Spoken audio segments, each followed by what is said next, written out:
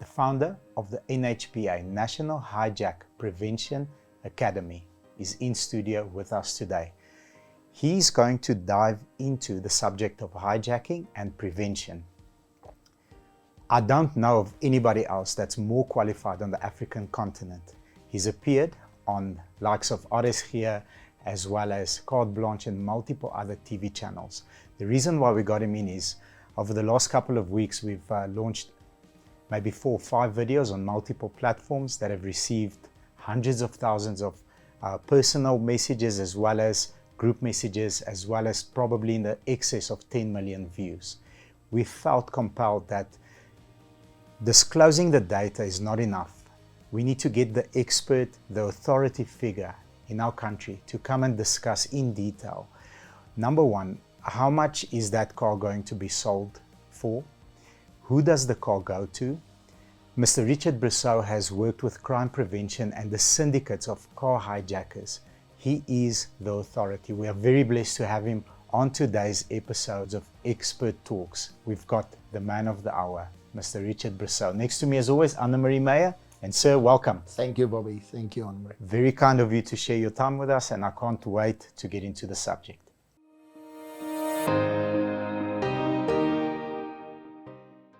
The founder of the National Hijack Prevention Academy is in studio today. Mr. Richard Brussow is the authority figure when it comes to hijackings as well as the syndicate chain from the beginning to the end.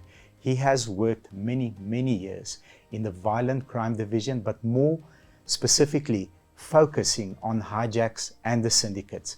He's going to share valuable information on prevention, what to do during an attempted hijack, what not to do. We're going to touch on spiking, the spikes that the people leave on the road so that when you drive over them, pull over, and then you get hijacked. All the horrific things that we've heard on the news. We're going to have an opportunity to speak to him and to get insight on what to look out for. Number one, where it happens the most, which is going to be a surprise. Please stick around because it shocked me when he gave us the information off camera.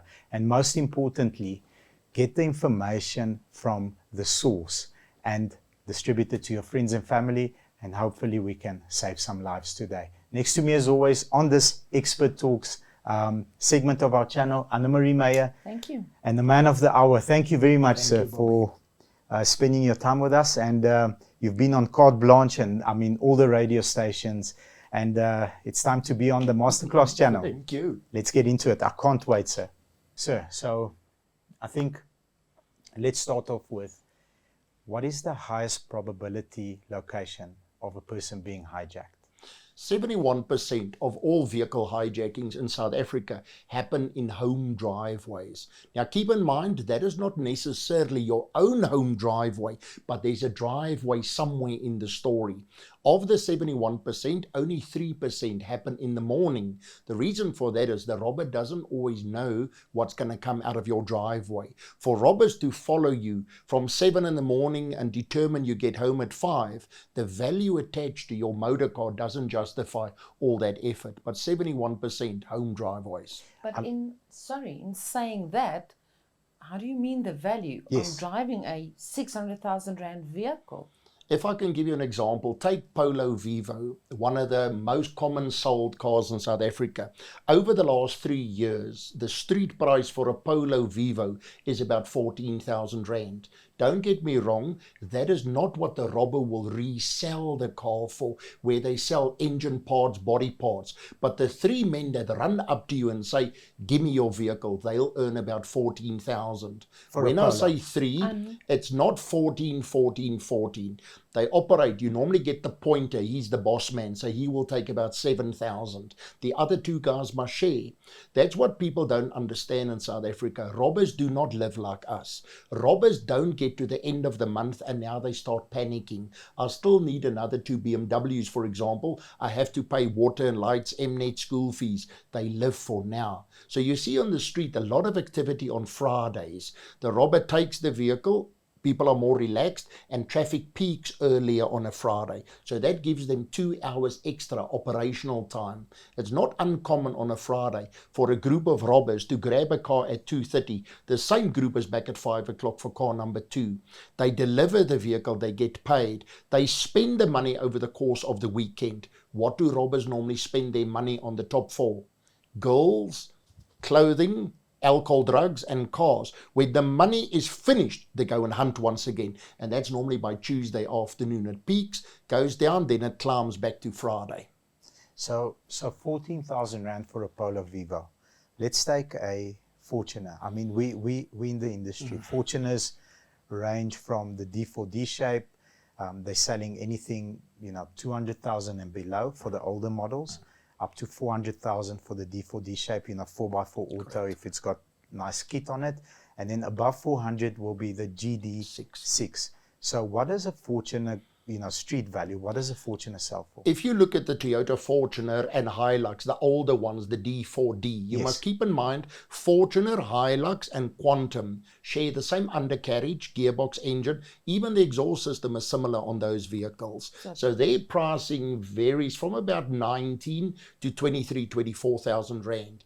But most of them actually go to the corrupt taxi industry. The D4Ds, Hilux and Fortuner, basically becomes a donor vehicle for the corrupt taxi industry. So the parts get interchangeable. When okay. you look at the GD6, none of the body parts are compatible. But where the GD6 becomes an issue is their market share.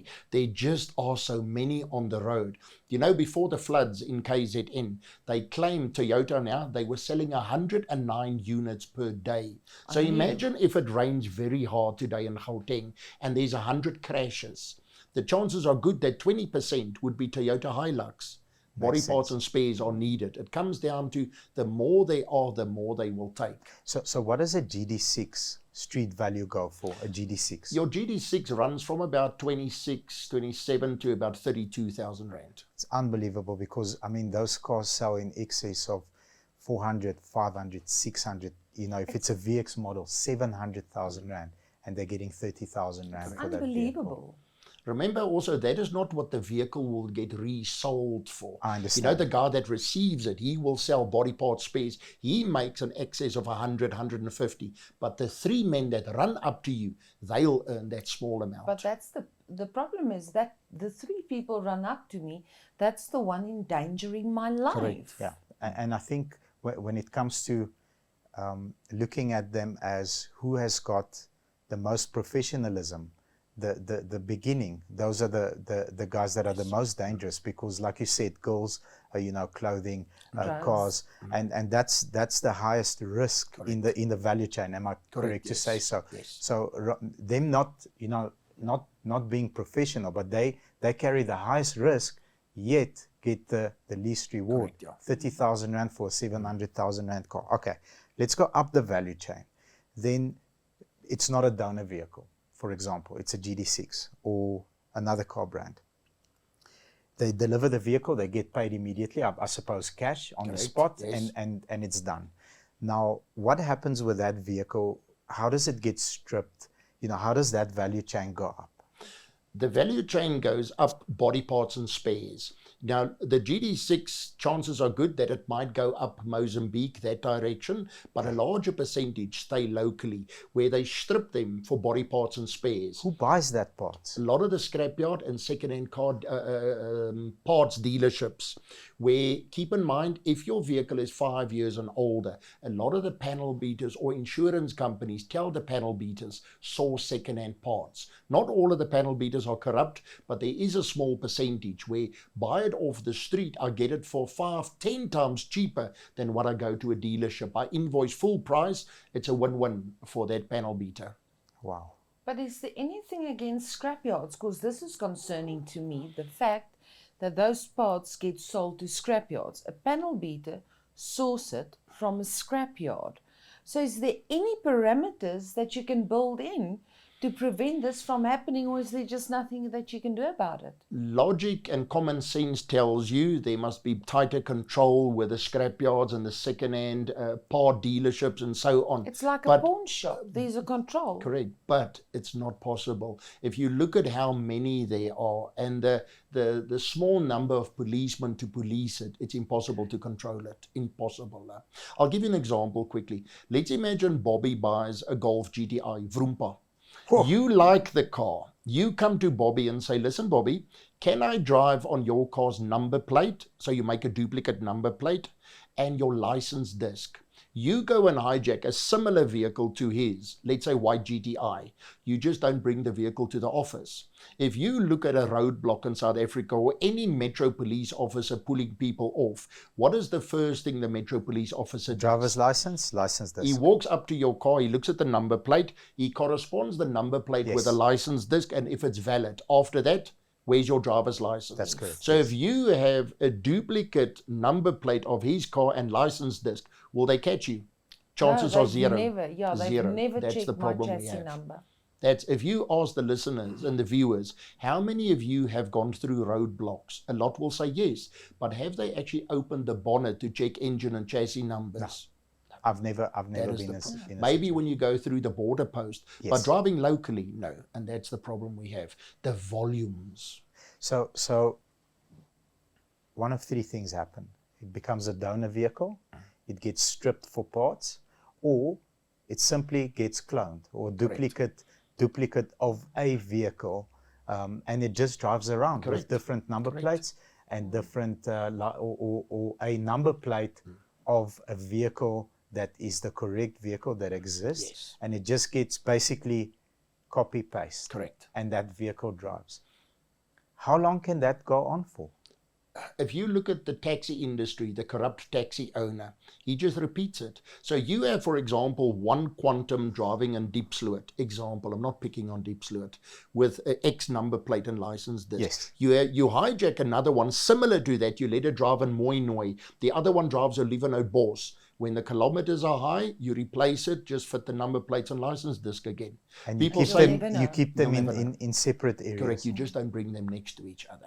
Then you're causing a problem for yourself because people will see the number plates are the same. But if you keep them away from each other, you'll never know. Okay. Never. So that's the problem. I want to get into the solution. How can we go and, in my opinion, the bigger role player here is the person that's giving the 14,000 rand to the hijacked vehicles. How can we go and cut, the snake's head off? How do we prevent that from happening? Bobby, there is no answer to that. You can't. It's gone too far. If we had started 20 years ago, people say ... on the vehicles. ... is fantastic, but nobody's got the equipment to manage and work the ... system. If you ask a policeman with a patrol vehicle or a metro policeman, where's your ... viewing equipment? They don't have an idea what you're talking about. If your vehicle has been involved in an accident, they don't replace the ... unless it's requested and you get a company out to do it for you. So there is no answer on that. It says, yes, throw more policemen at the problem, but the knowledge has left the police. You're sitting with youngsters now that investigate, but they don't know how and where. The experience is gone, and that's the problem. And it's going to take long before we can fix it or address it more properly. So a suggestion is get updated training to the police officers. Correct. In terms of, data, if I'm not mistaken, came out in 2010. Yeah. In 2010. So after 2010, every vehicle on the road today should have data on.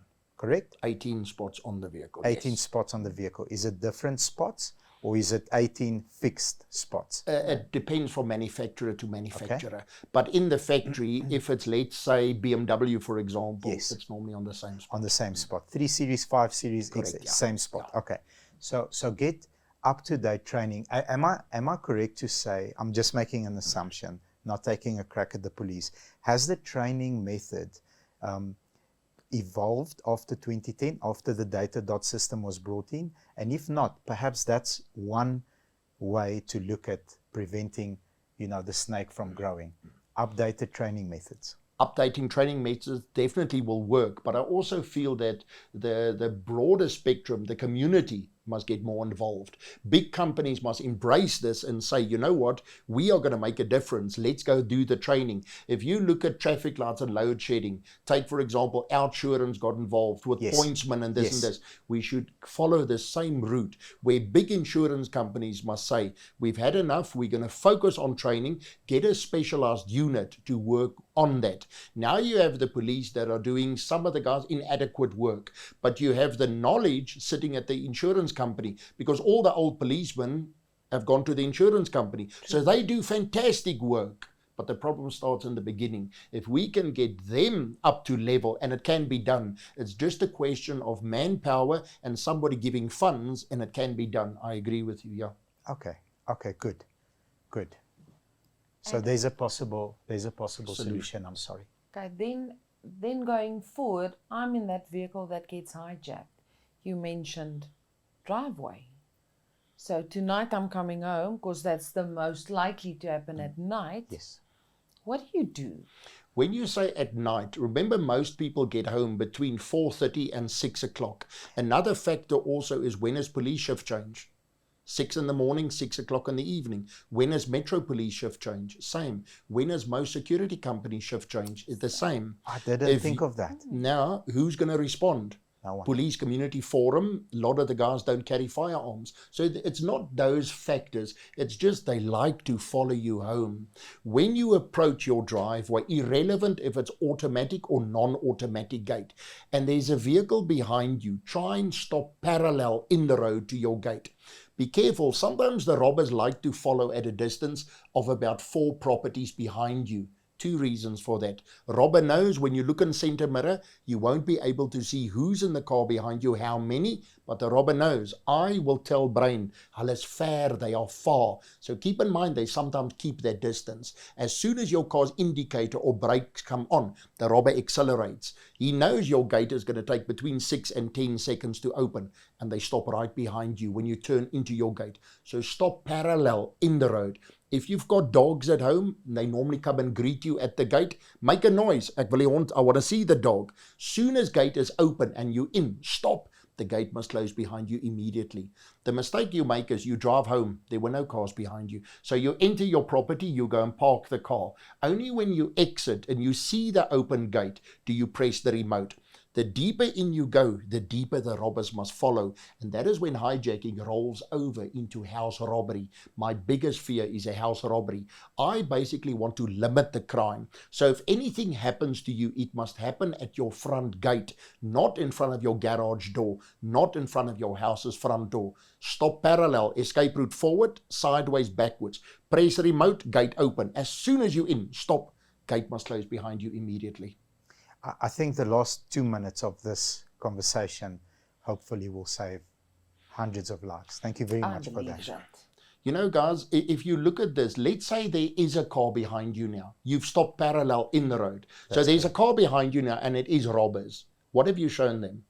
Oh, you're clever. Look how you stopped. What some robbers then do is they overtake you. Robbers know as soon as they've overtaken you, what will your brain say? No, it's nothing.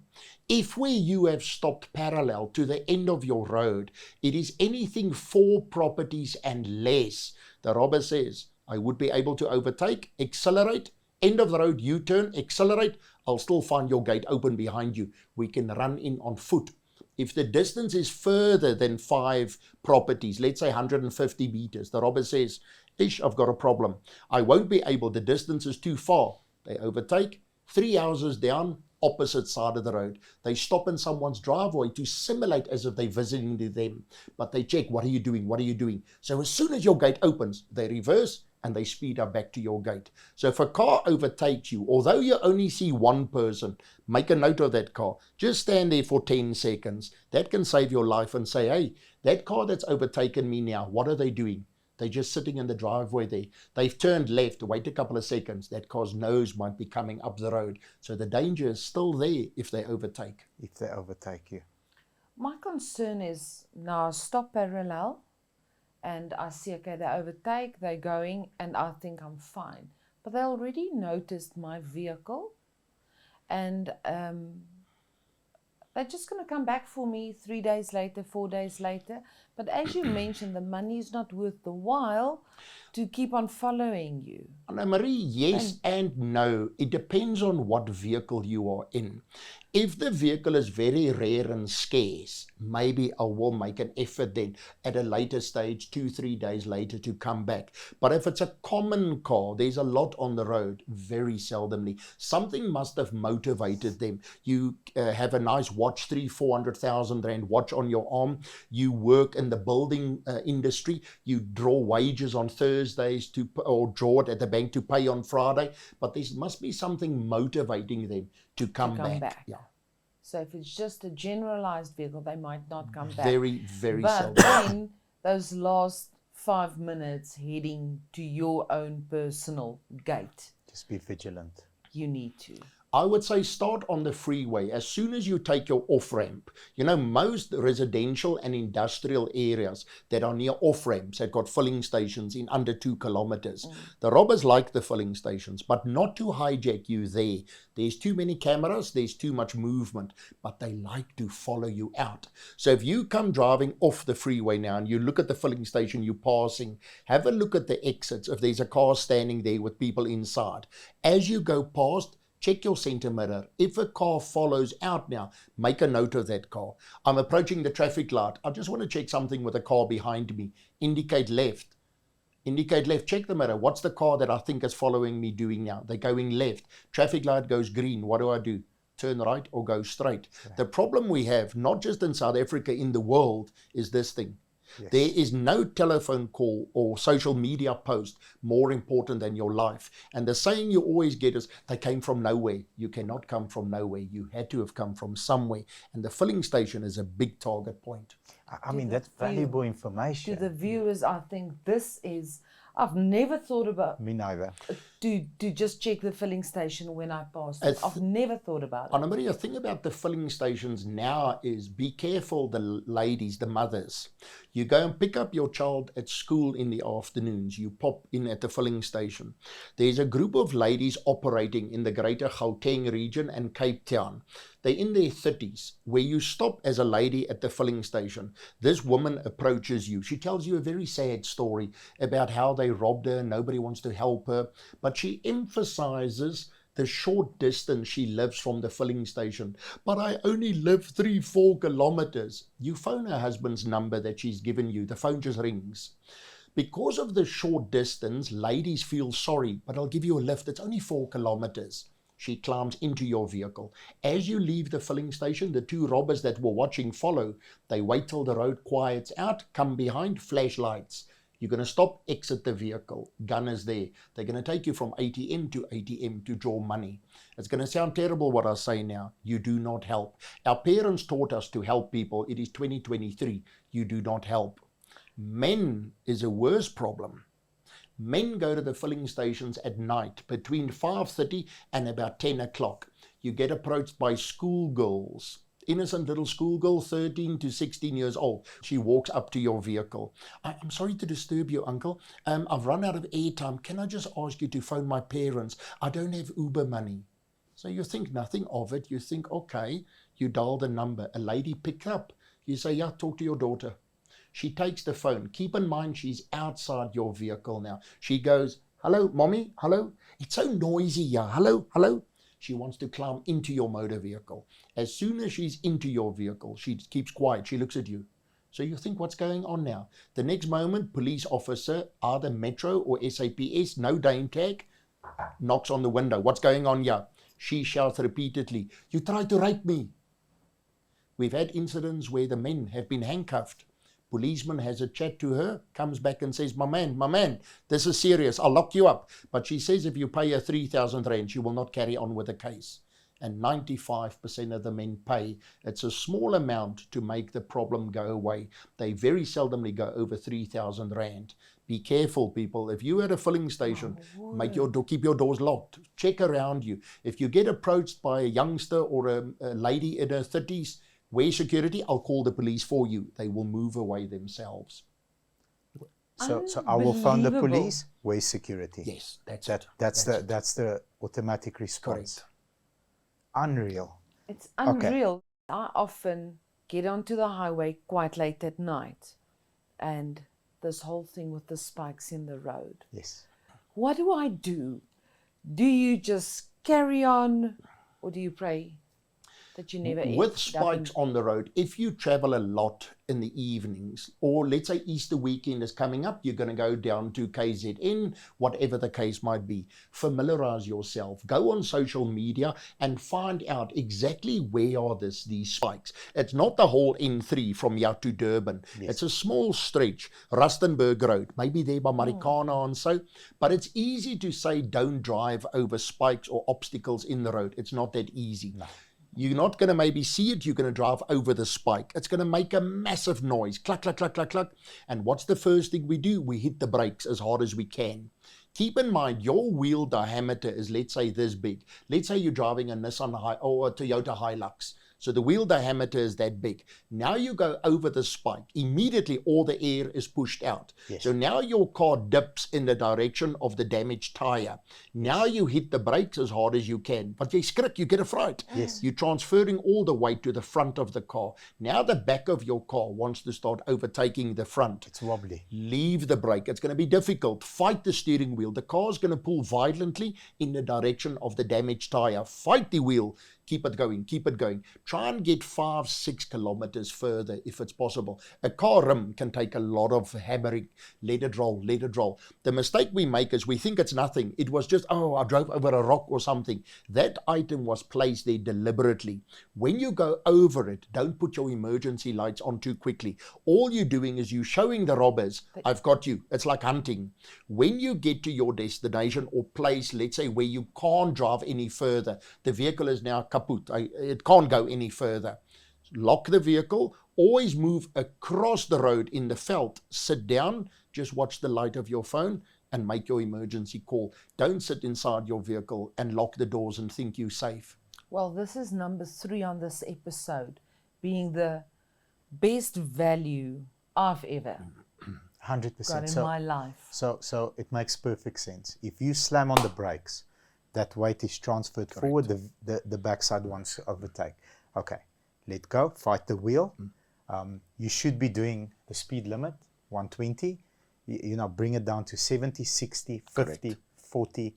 Try 5 to 6 kilometers. The rim can take a lot of damage. And while you're driving on the phone, if you've got a tracking system, press the assist button. Communicate. Listen, I'm driving, let's say Krugersdorp Highway. This is what's happening. It doesn't help. The longer you wait to communicate with someone else, the longer you're going to sit alone there. Communicate. And what is the outcome desired by the criminal? So they want you to hit the item. Correct. Pull over immediately.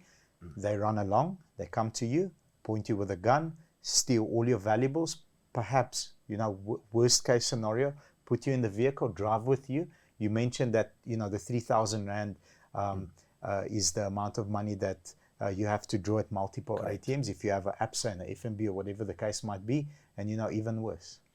The robbers are not stupid, guys. The robber will tell you very quickly when he robs you, I'm not Mampara. I see the clothing you've got on. I see the car that you drive. Bring your cell phone. Robbers know a lot of the people have got apps on their phones where you can increase the limit that you can draw on a daily base. Gotcha. This is very common with house robberies. But the robber will also tell you, we do not draw money at funny times. Robbers know some of the banks will liaise with you if you like try and draw money at 4 o'clock in the morning, an SMS. They'll draw money Friday nights in the week, normally before 7 o'clock. Saturday, Sunday before 6 o'clock. The only time some house robberies has a problem is Monday mornings between 1 and 3. A lot of the robberies Friday evenings at your house. They abduct you, take you hostage on a Friday. They'll only release you on a Monday morning. Wow. That is horrible. Gee, it's Horrible. very scary. Horrible. Okay. But they obviously don't take your car if you ran through spikes. Yes. Because They're they there can't for take you. the car. They're there for you, whatever you've got in the car, and they hope the car running over that spike it's got something in the vehicle that they want. But how do they know it's got something in the vehicle? How does the robber know 3-4 kilometers further, looking up the road, there's my target vehicle? Your car's lights. You know the xenon lights, they Yes. shine that white bluish color. Yes. Remember, the robber's not going to put the spike there and let a Scoro 84 Corolla drive over it. He wants the luxury vehicle. There's a laptop, briefcase, cell phone, nice watch on your arm. You've got a wallet filled with bank cards. So xenon lights, a lot of times the target vehicles, where a person places the spike exactly where your wheels are going to run in the fast lane. Then between 300 and 400 meters further, the robbers armed would be lying in the veld waiting for you, because that's roughly where you're going to stop alongside the road. Unbelievable. Okay, it's just getting worse. Unbelievable. That's why 5 to 6 kilometers, even at a very low speed, Great, yes. they will normally not have a vehicle on the side of the road. They can jump in and they're on foot, hiding in the veld, Correct. within a couple of meters of where they expect you to stop. Very valuable. I think rewind 2-3 minutes and hopefully we can save some lives here. Amazing. Okay. Thank you so much. This information is extremely valuable. And for the ladies out there, please look out. Thanks. I want to pose a different scenario. I drove over the spikes. Normally it's a piece of steel or it's some sort of an item. It got stuck in my suspension. So I can't, or in the drivetrain, I can't drive 5 to 6 kilometers, you know, very slowly on the rim. It's just not possible. The car in a couple of 100 meters fails, and maybe gearbox or engine got damaged, whatever, and I'm stuck next to the road, and here comes these guys at me. What do I do? I'm getting goosebumps asking this question. Your first objective is, I want to survive this. So you will hands up immediately. I'm no threat to you. Hands up. Be very careful dropping your right hand. Okay. 7 out of 10 people in South Africa are right-handed. You're right with this hand. Where would you place a weapon if you carry one in a car? The door pocket on the side, yeah. Between the legs on the side, yeah. So be very careful dropping the hand. There's a young man next to you. Adrenaline is pumping. He's not breathing properly. He's more nervous than you sometimes. So the slightest move you make with the right hand, he might misread and think you're reaching for something. So it's up. I'm no threat to you. With my left hand, I will take the door lever and pull it once. The door will unlock. Be careful when your left hand goes down and you press the seatbelt catch. A lot of people have got jewelry on their left hands, a watch, a ring. Be careful doing too much of this. When your hand goes down, it goes down once. You will press the seatbelt mechanism, hand forward. In an automatic car, just pull up the handbrake. Handbrake will cancel gear. In a manual, take it out of gear. I'm scared your foot slips off the clutch and the car lunges forward. He thinks you're running and accidentally a trigger is pulled. Up, door, left hand. As you exit, hands not here. Lift shoulders up, neck in. Hands not saving you here, over your head and neck. This is not going to stop a bullet. It's going to take impact away, but you might survive the ordeal. Okay. And I think it's a situation that no one wants to be in, but I think it's really something that need to be addressed. Because I don't know. Obviously, I think not to do anything and just say yes, yes, yes, don't look at the person. And I don't want to think myself into a situation like this. But it makes sense by doing this. Now I'm out of the vehicle. Do I just do whatever they say? Move away as quickly as possible. Now the robber shouts to you, Annemarie, give me the ring. Now I know a bit of COVID and so, bit of water retention and the ring doesn't want to come off. What is a normal scenario for the ladies to do then? Finger in the mouth to wet the finger to slip the ring off. Don't put your finger in your mouth. Because as soon as the robber sees this, they read two things. You want to swallow the ring or you're battling. That's when a lot of them grab the hand aggressively, your victim's hand, hook their teeth behind the ring and they bite off skin meat with the jewelry. If you know that you're going to battle, I'm not saying safeguard, battle, one hand over the other hand. Show them with a bit of body language, but I'm trying, but simultaneously move. Maybe by the time you are there, they lose interest in this because the car's what they were after in the first place. So that's very scary, very scary. I hope that nobody ends up in that situation. I want to ask you a different type of question. The famous blue lights, driving at night and driving either on a stretch of road where it's relatively quiet, because I think that's where most of the real big problems occur, or driving in a neighborhood, blue lights come on. That for me is a fear, because number one, if it's a real policeman and I'm driving away from a policeman that wants to stop this vehicle because I am suspected of whatever it is, the reason that he wants to stop me for. But it could be a robber that Correct. pulls me over, points a gun at me, hijacks me, all that type of stuff. You come from a legal background and you understand the law. What is the correct thing to do, and what is an absolute no-no for us civilians? Firstly, the law in South Africa is very confusing when it comes to blue lights. The law states clearly you must bring your vehicle to a standstill in an orderly fashion as quickly and safely as possible if there's a vehicle or someone instructed you with a blue light to stop. The next article in the law says, if at any point during the following with a car with a blue light, you feel unsafe, you are allowed to drive to a place of safety. So A says stop, B says you are allowed to drive.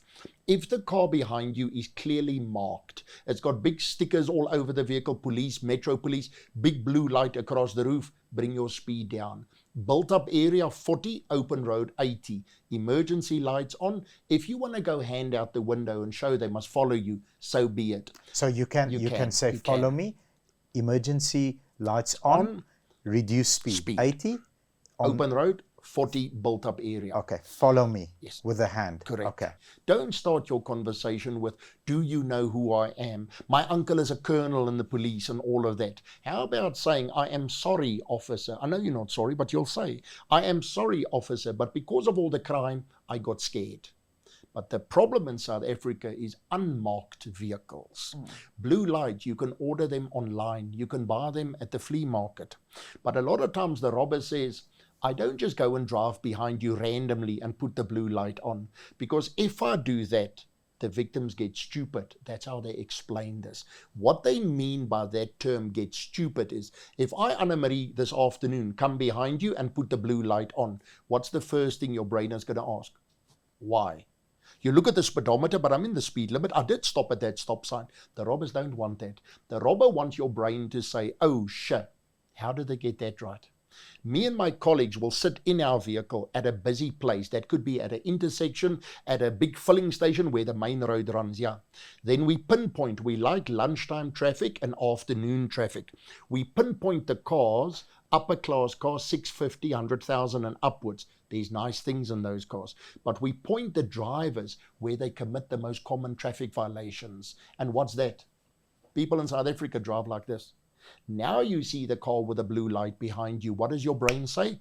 Ek kan nie praat nie, daar speak cops. You know, the phone almost goes down like this. Yes. They come behind you. If you don't adhere, they come next to you. They show the police ID card through the window. Hey, I'm police. You were on the phone, off. Irrelevant what you were doing inside the motor car. If there's a car with a blue light behind you, try and get to a place where there's people around. Indicate what your intentions are. And while you're driving towards the destination, make a phone call, communicate with someone. Example, I'm driving down William Nicol Drive. There's a car with a blue light behind me. I'm going to stop at this garage. Communicate. It doesn't help you just keep quiet. Relay what's happening to you to someone else. So best thing to do, stop close to the entrance. Correct. At a filling station. And when you come out, due to the crime, I suppose come out like this. Correct. Due to the crime levels in South Africa, I felt that I can stop here because it's a safe place. I'm sorry you had to drive behind me. Officer, ma'am, sir, what is the reason that you would like to stop me? And then take it up from there. Just polite, with respect. With respect, yes. Because maybe there is a suspected whatever car that's driving around in the neighborhood and it's stolen or whatever the case might be. They just want to make sure that everything is okay. Because most of the time they're just doing their jobs. Correct, yeah. And then something I would love to know is, what about carrying a weapon? Where? Can I? Am I allowed? Look, I would say when you look at house robberies and other crimes, yes. But if you do daily driving, home, office, office, home, where are you going to place the weapon? At what time are you going to pull your weapon and defend yourself? They thrive on the element of surprise. They come in numbers of 3. Who are you going to shoot first? You know, there, just be careful. I know we've had enough of crime in South Africa. We want to fight back. Just be careful overstepping the boundaries sometimes and you sit in prison. What I mean by that is you're sitting at the traffic light. Right in front of you, they hijack a vehicle. They throw the driver out. You jump out and shoot at the vehicle racing away. At the time of your retaliation, was there a threat, an immediate threat upon you? No, they were moving away. So it was premeditated. You had intent of causing them grievous bodily harm. Be very careful of that. I see there's a program on television now on Thursday nights on one of the SABC TV channels where they boost. We focusing on people that fought back, good for you, and fight back and this. Be very careful overstepping the boundaries. You're putting your life in danger for a dead piece of metal. That's not even yours at the end of the day. It probably belongs to the bank. Just be careful. You know, I always say, if you can see the color of the weapon that is pointed at you, it's silver or black in color. Your brain must be able to say, hey, they're so close to me, they're going to cause me grievous bodily harm. Let it go. We can fight another day. Absolutely. Your intention is to survive the ordeal. Correct. And sustain minimal traumatic damage and physical damage. That's ultimately the intention. So with technology evolving and vehicle safety evolving constantly, we've got keyless entry cars. We've got a very complex high-tech device that resembles a key in most manufacturers, from BMW, Toyota, Suzuki's, everybody's got them. So you've got keyless entry. Correct. Great for ladies with handbags. That's got, who knows what in a lady's handbag goes on, but the key somewhere in there. Yes. Come, boom, open the door, start. Now a relay attack is an attack on a sophisticated key, and you know, it from my knowledge, the basic knowledge that I have, it mimics that signal that the key sends out to the vehicle, and they basically open your vehicle without the key being close to your vehicle. So how does that work? Please help me, because us, you know, in my opinion, technology is supposed to make things more difficult for the robbers, but this tends to make it easier. Correct. You're 100% right, Bobby. What happens is your key, or as it's known, a key fob, constantly pulses out a signal. Your unique code gets pulsed out from your key. That's why a lot of these keyless entries, the batteries run flat quite oftenly, and so. That's so true, while yes. when you lock your vehicle and you move away from the car, that key fob that's in your pocket or handbag constantly pulses out the signal. Just to understand, so it's not only when my hand is on the... No. So it's constantly pulsing. Constantly. So what the robbers have figured out is you can order online a vehicle relay amplifying device. What that does is it intercepts the signal, the unique signal that your key pulses out on a frequency of 344 megahertz. So what that amplifying device does is it intercepts the signal, amplifies it. It basically works like a Wi-Fi extender. What then happens is not more than 50 meters away, a robber will stand next to your motor vehicle with a small little receiver. The receiver picks up the amplified signal. Your car gets confused now. The car thinks, well, my owner is next to me. Look how strong the signal is. The robber touches the door, opens, starts, and off you go. When the vehicle gets delivered to who has placed the order, they take that amplifying device, they take a dummy key, relay the unique code the amplifying device has picked up onto the new key. The best way to eliminate this is go on any of the owner's manuals of your vehicle, go on internet, Google, type in, how do I disable my key? How do I put it in sleep mode?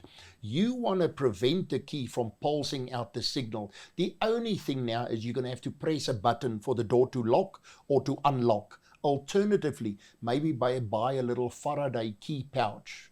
Take A Lot are selling them. Oh, It's a that's- small little pouch with metal fabrics waved into the material that blocks out all signals going out. Interesting.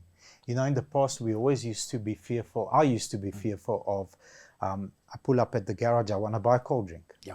At the filling station, you know, I lock my car. Is the car locked because I'm scared they grip my laptop? You know, now, I mean, now it doesn't matter if the car is locked. While I'm in the garage, within 50 meters range, That's it. you know, somebody's unlocking my car, not only unlocking, but has the potential to drive it away. Off with your vehicle. So great advice for the key pouch that blocks those. What is it called again? Faraday key pouch. F-A-R-A day key pouch. Something FARA we need day, to 100% look into. invest in.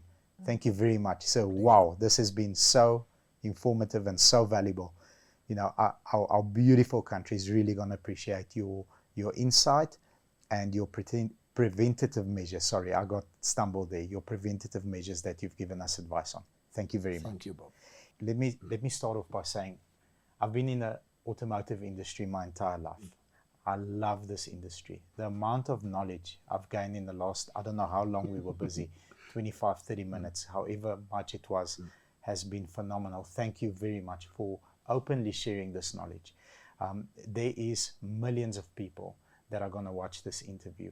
Where can they go and do the basic training that you offer?